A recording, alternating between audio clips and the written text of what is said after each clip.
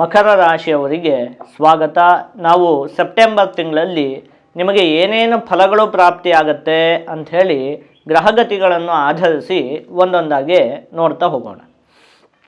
ಮೊದಲನೇದಾಗಿ ಆರೋಗ್ಯಕ್ಕೆ ಸಂಬಂಧಪಟ್ಟಿರುವಂತಹ ವಿಷಯಕ್ಕೆ ಈ ಒಂದು ಮಾಸ ಮಧ್ಯಮವಾಗಿದೆ.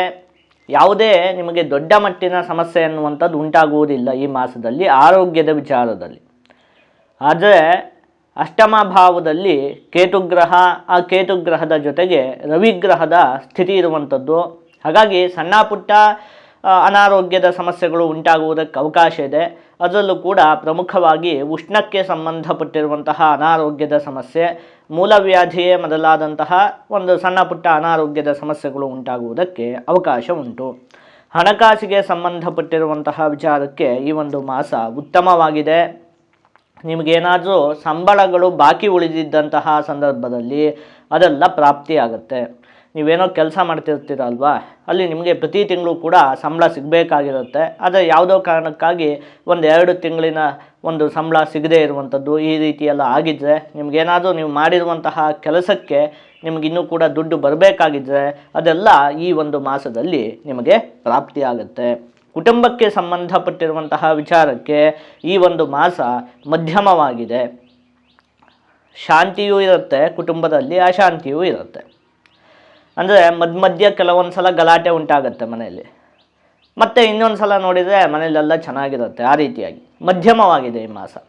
ಕೆಲವೊಂದು ಸಲ ಮನಸ್ತಾಪಗಳು ಉಂಟಾಗುತ್ತೆ, ಮತ್ತು ಅದು ಸರಿ ಆಗುತ್ತೆ. ಕೆಲವೊಂದು ಸಲ ತುಂಬ ಖುಷಿಯ ವಾತಾವರಣ ಕೂಡ ಇರುತ್ತೆ ಮನೆಯಲ್ಲಿ. ಆ ರೀತಿಯಾಗಿರುತ್ತೆ ಈ ತಿಂಗಳಲ್ಲಿ. ವಿದ್ಯೆಗೆ ಸಂಬಂಧಪಟ್ಟಿರುವಂತಹ ವಿಚಾರಕ್ಕೆ ಈ ಮಾಸ ಅತ್ಯಂತ ಉತ್ತಮವಾಗಿದೆ. ವಿದ್ಯಾರ್ಥಿಗಳಿಗೆ ಓದಿನ ಕಡೆಗೆ ಆಸಕ್ತಿ ಎನ್ನುವಂಥದ್ದು ಹೆಚ್ಚಾಗುತ್ತೆ. ಸ್ಪರ್ಧಾತ್ಮಕ ಪರೀಕ್ಷೆಗಳಿಗೆ ತಯಾರಿ ಮಾಡ್ತಾ ಇರುವಂತಹ ವಿದ್ಯಾರ್ಥಿಗಳಿಗೆ ಈ ಒಂದು ಮಾಸ ಅತ್ಯಂತ ಉತ್ತಮವಾಗಿದೆ. ಒಟ್ಟಿನಲ್ಲಿ ವಿದ್ಯಾಭ್ಯಾಸದ ವಿಚಾರಕ್ಕೆ ಈ ತಿಂಗಳು ಅತ್ಯಂತ ಉತ್ತಮವಾಗಿದೆ. ಉದ್ಯೋಗದ ವಿಚಾರಕ್ಕೆ ಈ ಮಾಸ ಮಧ್ಯಮವಾಗಿದೆ. ಏನಾದರೂ ಉದ್ಯೋಗಕ್ಕೆ ಸಂದರ್ಶನ ಕೊಡ್ತಾ ಇದ್ದರೆ, ಅಂದರೆ ಉದ್ಯೋಗಕ್ಕೆ ಇಂಟರ್ವ್ಯೂ ಕೊಡುವಂಥದ್ದು ಏನಾದರೂ ಇದ್ದರೆ ಈ ಮಾಸದಲ್ಲಿ, ಹಾಗಿದ್ದೇನಾದರೂ ಇದ್ದರೆ ಅದರಲ್ಲೆಲ್ಲ ನಿಮಗೆ ಯಶಸ್ಸು ಪ್ರಾಪ್ತಿ ಆಗುತ್ತೆ, ಏನೂ ತೊಂದರೆ ಆಗೋದಿಲ್ಲ, ಉದ್ಯೋಗ ಪ್ರಾಪ್ತಿ ಆಗುತ್ತೆ. ಆದರೆ ಉದ್ಯೋಗದಲ್ಲಿ ಆಲಸ್ಯದಿಂದ ಒಂದು ಸ್ವಲ್ಪ ತೊಂದರೆಗಳು ಉಂಟಾಗುವುದಕ್ಕೆ ಅವಕಾಶ ಇದೆ. ನೋಡಿ, ನೀವೇನು ಉದ್ಯೋಗ ಮಾಡ್ತಾ ಇದ್ದೀರೋ ಅದ್ರ ವಿಚಾರದಲ್ಲಿ ನೀವು ಆಲಸ್ಯ ಮಾಡುವ ಹಾಗಿಲ್ಲ. ಏನೋ ಒಂದು ಕೆಲಸ ಇರುತ್ತೆ, ಇವತ್ತು ಯಾರು ಮಾಡ್ತಾರೆ ನಾಳೆ ಮಾಡೋಣ ಅಂಥೇಳಿ ಮಾಡದೇ ಇರುವಂಥದ್ದು ಇರಬಹುದು. ಅಥವಾ ನೀವು ಉದ್ಯೋಗದ ಸ್ಥಳಕ್ಕೆ ನಿಮ್ಮ ಆಲಸ್ಯದಿಂದಾಗಿ ನಿಧಾನಕ್ಕೆ ಲೇಟಾಗಿ ಹೋಗುವಂಥದ್ದು ಇರಬಹುದು. ಇಂಥದ್ದೆಲ್ಲ ಮಾಡಬಾರ್ದು. ಆಲಸ್ಯದಿಂದ ಉದ್ಯೋಗದಲ್ಲಿ ಸ್ವಲ್ಪ ತೊಂದರೆ ಉಂಟಾಗುವುದಕ್ಕೆ ಅವಕಾಶ ಉಂಟು. ಆ ವಿಚಾರದಲ್ಲಿ ಸ್ವಲ್ಪ ಜೋಪಾನವಾಗಿದ್ದರೆ ಮತ್ತು ಯಾವುದೇ ದೊಡ್ಡ ಮಟ್ಟಿನ ಸಮಸ್ಯೆ ಅನ್ನುವಂಥದ್ದು ಇಲ್ಲ. ಬುಧ ಗ್ರಹ ನಿಮಗೆ ನವಮ ಭಾವದಲ್ಲಿ ಸ್ಥಿತವಾಗಿರುವಂಥದ್ದು ಉಚ್ಚವಾಗಿ ಸ್ಥಿತವಾಗಿದೆ. ಹಾಗಾಗಿ ಬುಧೇ ಧರ್ಮಗೆ ಧರ್ಮಶೀಲೋತಿ ಧೀಮಾನ್ ಭವೇ ದೀಕ್ಷಿತ ಸ್ವರ್ಧುನಿ ಸ್ನಾತಕೋ ವಾ ಕುಲೋದ್ಯೋತಕೃದ್ ಭಾನುವದ್ ಭೂಮಿಪಾಲಾತ್ ಪ್ರತಾಪಾಧಿಕೋ ಬಾಧಕೋ ದುರ್ಮುಖಾನಾಂ ಅಂಥೇಳಿ ಹೇಳಿರುವಂಥದ್ದು. ಮುಖ್ಯವಾಗಿ ಈ ಹಿಂದೆಯೇ ನಾನು ಹೇಳಿದಂತೆ ವಿದ್ಯಾರ್ಥಿಗಳಿಗೆ ಈ ಒಂದು ಮಾಸ ಅತ್ಯಂತ ಉತ್ತಮವಾಗಿದೆ. ಧಾರ್ಮಿಕ ಪ್ರವಾಸಗಳನ್ನು ಮಾಡುವಂತಹ ಯೋಗ ಉಂಟು ನೋಡಿ ನಿಮಗೆ ಈ ಮಾಸದಲ್ಲಿ. ಯಾವುದೋ ಒಂದಷ್ಟು ದೇವಸ್ಥಾನಗಳಿಗೆ ಹೋಗುವಂಥದ್ದು, ಈ ರೀತಿಯಾಗಿ ಧಾರ್ಮಿಕ ಪ್ರವಾಸ ಅಂದ್ಕೊಂಡಿರ್ತೀರಿ ತುಂಬ ದಿನದಿಂದ ಯಾವುದೋ ದೇವಸ್ಥಾನಕ್ಕೆ ಹೋಗಬೇಕು ಅಂತ ಹೇಳಿ, ಆಗ್ತಾನೇ ಇರೋದಿಲ್ಲ. ಅದೆಲ್ಲ ಈ ಮಾಸದಲ್ಲಿ ಆಗುತ್ತೆ. ಈ ಮಾಸದಲ್ಲಿ ಒಟ್ಟಲ್ಲಿ ನೀವು ಒಂದಷ್ಟು ಧಾರ್ಮಿಕ ಪ್ರವಾಸವನ್ನು ಮಾಡುವಂತಹ ಯೋಗ ನಿಮಗೆ ಉಂಟು. ಬಂಧುಗಳಿಂದ ನಿಮಗೆ ಒಂದಷ್ಟು ಪ್ರಶಂಸೆ ಅನ್ನುವಂಥದ್ದು ಕೂಡ ಪ್ರಾಪ್ತಿಯಾಗುತ್ತೆ. ನಿಮ್ಮ ಬಂಧುಗಳು ಸಂಬಂಧಿಕರೆಲ್ಲ ನಿಮ್ಮ ಬಗ್ಗೆ ಒಂದು 4 ಒಳ್ಳೆಯ ಮಾತನ್ನು ಆಡುವಂತಹ ಯೋಗವೂ ಕೂಡ ನಿಮಗೆ ಉಂಟು.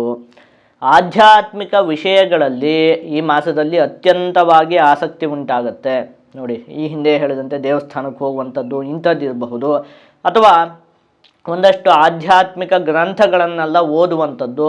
ಒಟ್ಟಿನಲ್ಲಿ ಆಧ್ಯಾತ್ಮಿಕ ವಿಷಯಗಳಲ್ಲಿ ಈ ಮಾಸದಲ್ಲಿ ನಿಮಗೆ ತುಂಬ ಆಸಕ್ತಿ ಅನ್ನುವಂಥದ್ದು ಉಂಟಾಗುತ್ತೆ.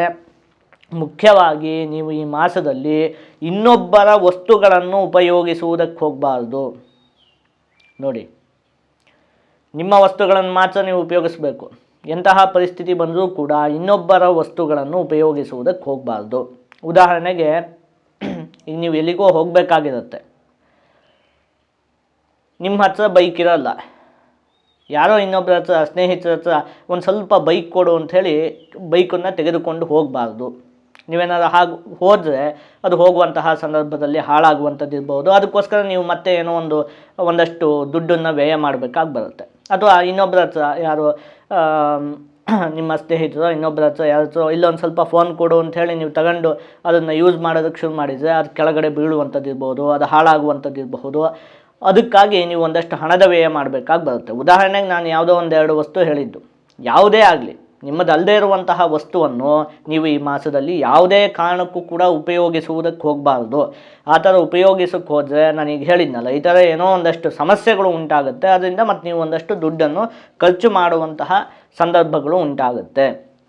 ಮುಖ್ಯವಾಗಿ ಈ ಮಾಸದಲ್ಲಿ ಒಂದು ಸ್ವಲ್ಪ ದುಸ್ವಪ್ನಗಳು ಬೀಳುವುದಕ್ಕೆ ಅವಕಾಶ ಉಂಟು. ಭಯಂಕರವಾದಂತಹ ಕನಸಿನಲ್ಲಿ ಸರ್ಪಗಳು ಕಾಣಿಸಿಕೊಳ್ಳುವಂಥದ್ದು ಇರಬಹುದು ಇತ್ಯಾದಿಯಾಗಿ. ಆಯಿತಾ, ಅದೊಂದು ವಿಚಾರ.